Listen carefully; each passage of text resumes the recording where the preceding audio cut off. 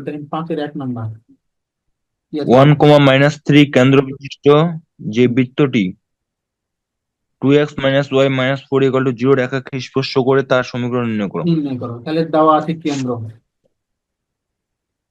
কেন্দ্র কত আছে? 1 - 3। স্পর্শক সমীকরণ কি দেওয়া আছে দেখেন,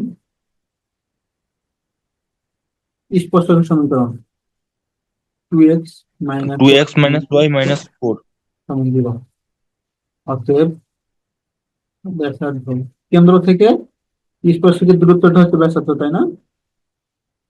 হুম। তাহলে আমরা এখানে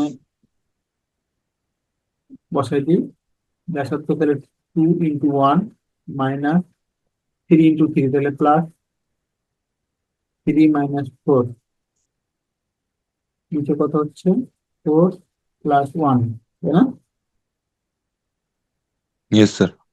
হুম। তাহলে এখান থেকে পাচ্ছি কত? 1 বাই, তাহলে এখান থেকে পাচ্ছি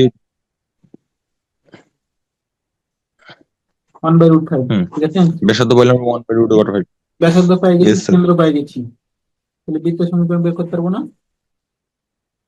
পারবো। অতএব বৃত্তের সমীকরণ